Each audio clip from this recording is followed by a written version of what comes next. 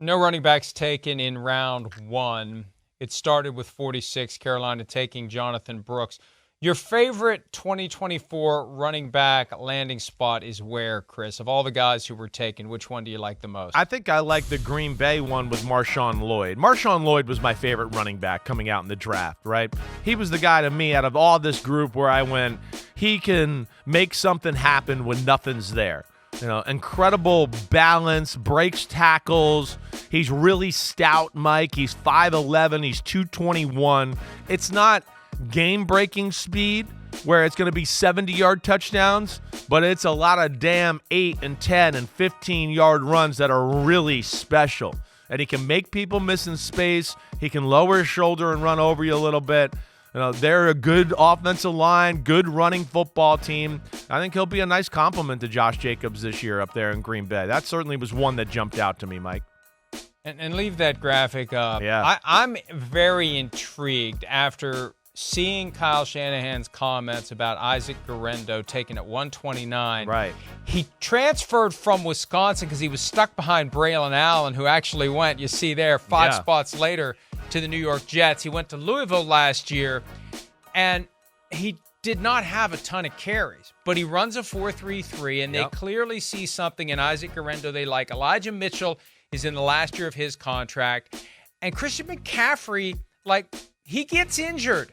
Just because he stayed healthy last year and the year before, he was drafted in 2017. He's closing in on 30. How much tread is left on the tires for one of the great running backs in the NFL? They need to have a succession plan at running back.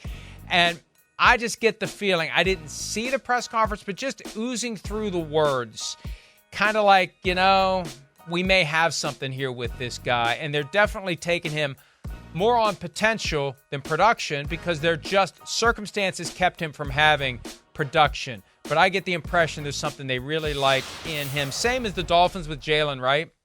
Fierce competition at running back, Mike McDaniel said. You look at all the names, recognizable names galore on the Dolphins depth chart. Some are going to stay, some are going to go, and the ones who are there are going to be fighting like hell to get their hands on the ball. Yeah, we know how important the position is. It's important, even though it's not valued as far as, dollars and cents that way, and maybe assets in the, draft or anything like that. But we know you can get some damn good players in the 5th and 6th round at running back.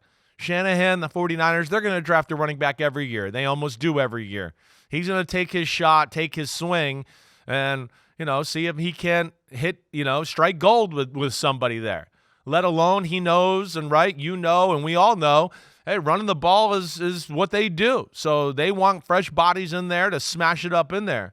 And Guerendo's got some physical ability, like you said. I don't think he plays to his 40 time and all that. But, again, a guy that's fast, doesn't hesitate like we always talk with a 49er football player, bounces off some tackles. There's something to be there. I definitely wouldn't be shocked if we got into the year and you went, man, Guerendo is he's getting his fair share of the carries, 8, 10 carries every game, keeping Christian McCaffrey fresh. I would not be surprised by that. And he learned it from his dad. We talk about how the running back position has been devalued. We don't have workhorses anymore. It all goes back to the Shanahan system with Denver. Terrell Davis injured. All right, Olandis Gary will rush for 1,000 yards. Oh, wait, Gary's injured. Mike Anderson will rush for 1,000 yards. Just pop another guy in, and it's the system.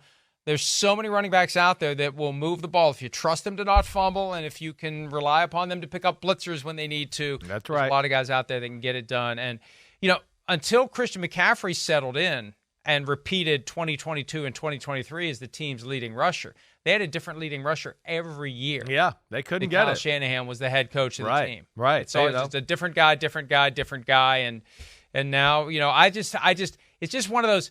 You look at the depth chart. It's just one of those.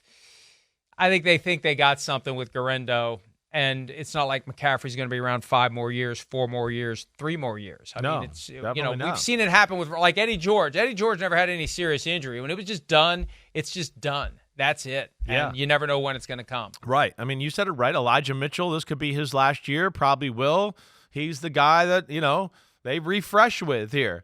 And they got Jordan Mason, who they kind of like too. So, hey, the running back position too important to the Shanahan system and what they do, and he's you can almost guarantee he's going to take one every year, and he hasn't been on fire with it, right? I mean, he had Trey Sermon, that didn't quite work out, right? Tyron Davis-Price, that didn't quite work out. So, he's missed a few here as of late to kind of replenish that guy behind McCaffrey. And they made that huge investment in Jerick McKinnon early on. Yeah. That clearly didn't backfired work on out. him. But it did work out with Christian McCaffrey. It has worked out pretty well with Christian McCaffrey, but they need to be thinking more about succession at running back than the Falcons need to be thinking about succession at quarterback. That's for damn sure. Hi, it's Mike Florio. Thanks for watching PFT on YouTube. Hit subscribe for the latest news and analysis from Pro Football Talk.